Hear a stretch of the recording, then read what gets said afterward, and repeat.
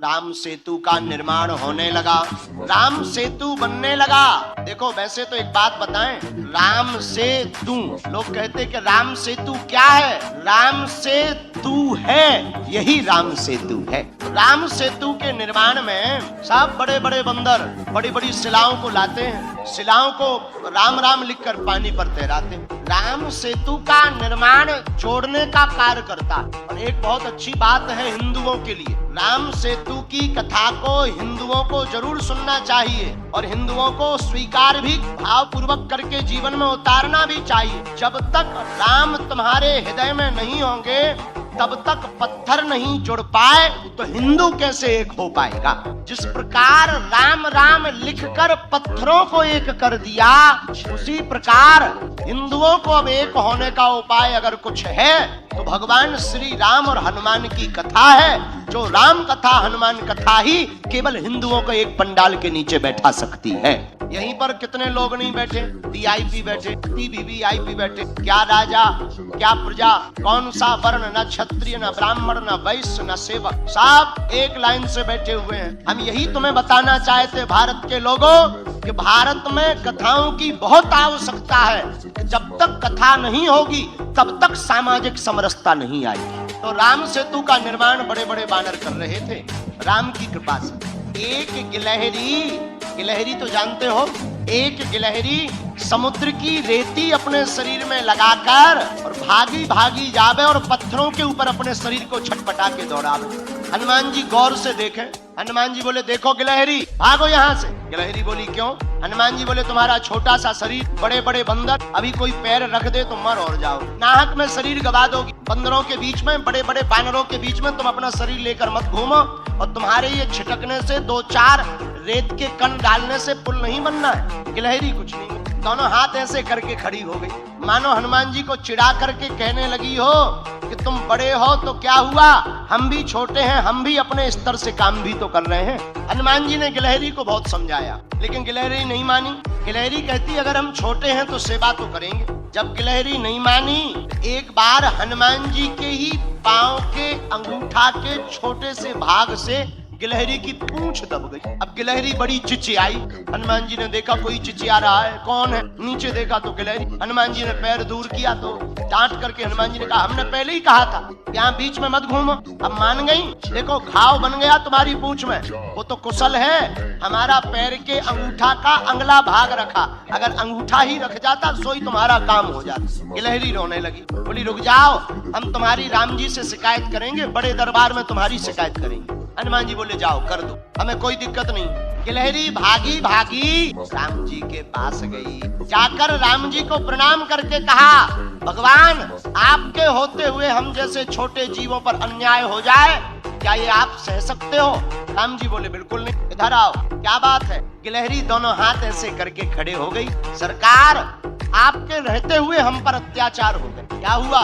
हमारी पूंछ देखो। गिलहरी की भगवान ने पूंछ देखी, बोले ये घाव कैसे हो गया? महाराज ये एक बहुत बड़ा बंदर है आपके यहाँ, उस बंदर की करामात है। राम जी ने गिलहरी को अपनी हाथ में लिया, पूंछ के ऊपर हाथ रखा तो जो उसका दुख था, करुणावान करुणा निधान श्री रघुनाथ जी के हाथ रखते ही उस पूंछ का घाव ठीक हो गया और गिलहरी प्रसन्न हो गई। राम जी अपनी 3 अंगुलियां गिलहरी के ऊपर फिराए।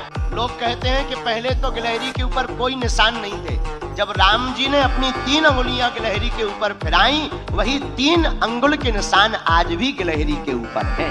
मानो राम जी ने कह दिया कि अब हमारी सील सिक्का लग गई, अब तुम्हें कोई रोक नहीं सकता। गिलहरी बोली ऐसे काम नहीं चलेगा, आप हमारा पहले न्याय करो। क्या हुआ है? आपके यहाँ बलवान बंदर ने हमारी पूंछ में घाव लगाया, उसको दंड दो। आप जब तक दंड नहीं देंगे तो हम मानेंगे नहीं। राम जी बोले ठीक है जाओ ले आओ। गिलहरी बोली पहले वचन दो कि आप दंड दोगे। राम जी बोले वचन है। गिलहरी भागी भागी हनुमान जी के पास गई, बोले चलो, और आपको प्रभु ने बुलाया है बड़े दरबार में, बड़े बलवान बन रहे थे, बड़े बुद्धिमान बन रहे थे, आओ अब हम तुम्हें ठिकाने लगवा कर मानेंगे। हनुमान जी बड़े हंसे, ये गिलहरी बड़ी विचित्र है, बहुत परेशान कर रही है। हनुमान जी, श्री हनुमान जी गिलहरी के साथ साथ राम जी के द्वार पर पहुंच गए।